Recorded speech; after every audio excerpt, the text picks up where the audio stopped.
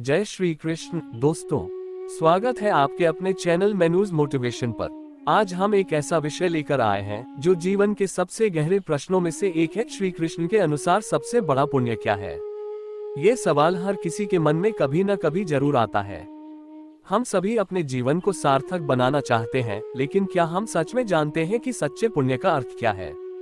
क्या ये सिर्फ पूजा पाठ, व्रत, दान दक्षिणा तक सीमित है, या फिर इसके पीछे कोई गहरी सच्चाई छिपी है? भगवान श्री कृष्ण ने अपने जीवन और गीता के उपदेशों के माध्यम से हमें पुण्य का वास्तविक अर्थ सिखाया है। उन्होंने अर्जुन को बताया कि सबसे बड़ा पुण्य वही है जो निस्वार्थ भाव से किया गया हो। जब हम अपने कर्मों को फल की इच्छा से मुक्त होकर दूसरों की भलाई के लिए करते हैं, तब वह कर्म पुण्य बन जाता है। महाभारत के युद्ध के समय जब अर्जुन धर्म और अधर्म के बीच उलझ गए थे, तब श्री कृष्ण ने उन्हें कर्मयोग का पाठ पढ़ाया। उन्होंने कहा, कर्म करो लेकिन फल की इच्छा मत करो। तुम्हारा कर्म ही तुम्हारा धर्म है। ये बात केवल अर्जुन के लिए नहीं, बल्कि हर युग और हर व्यक्ति के लिए है। श्री कृष्ण ने ये भी समझाया कि सच्चा पुण्य वही है जिसमें परोपकार और निस्वार्थ सेवा हो।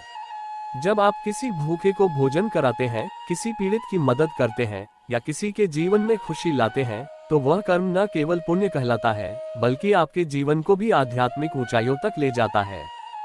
श्री कृष्ण का जीवन इसका सबसे बड़ा उदाहरण है। उन्होंने हमेशा दूसरों की भलाई के लिए कार्य किया। चाहे द्रौपदी का सम्मान बचाने के लिए चीर बढ़ाना हो, सुदामा की मदद करना हो, या गोवर्धन पर्वत उठाकर गोकुलवासियों की रक्षा करना, हर बार उन्होंने ये दिखाया कि दूसरों की सेवा से बड़ा कोई धर्म नहीं है। परोपकार का अर्थ केवल धन का दान करना नहीं है।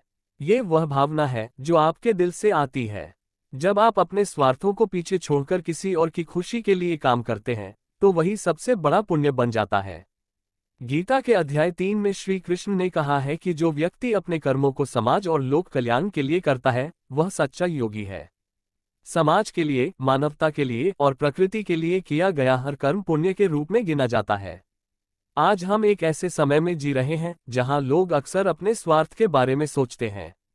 लेकिन अगर हम श्री कृष्ण की शिक्षा को समझें और अपने जीवन में लागू करें, तो हम न केवल अपने जीवन को सार्थक बनाएंगे, बल्कि दूसरों के जीवन में भी सकारात्मक बदलाव ला सकते हैं। श्री कृष्ण कहते हैं कि हर जीव में ईश्वर का वास है। जब आप किसी की मदद करते हैं, तो आप वास्तव में भगवान की सेवा कर रहे होते हैं। यही भावना न केवल आपको आत्मिक संतोष देती है, बल्कि आपको जीवन के सच्चे उद्देश्य की ओर भी ले जाती है।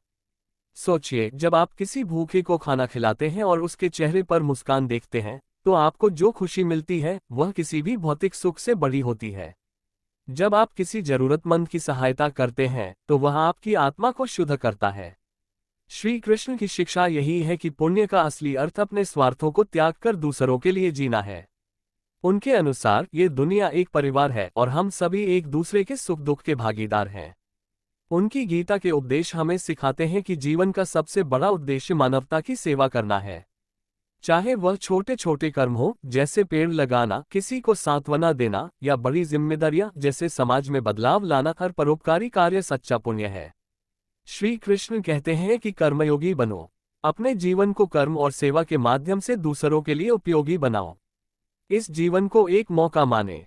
अपने समय और संसाधनों का इस्तेमाल केवल अपने लिए नहीं, बल्कि दूसरों की भलाई के लिए करें। यही श्री कृष्ण की शिक्षा है। सच्चा पुण्य वही है जिसमें निस्वार्थ सेवा और प्रेम का भाव हो। आज के इस वीडियो में हमने समझा कि श्री कृष्ण के अनुसार सबसे बड़ा पुण्य क्या है। अगर यह वीडियो आपको अच्छा लगा हो, तो इसे लाइक करें, अपने दोस्तों और परिवार के साथ शेयर करें, और हमारे चैनल मेनूज मोटिवेशन को सब्सक्राइब करना न भूलें। चलते चलते बस एक बात याद रखें, जब आप दूसरों की भलाई करते हैं, तो आप खुद ईश्वर के करीब पहुंचते हैं।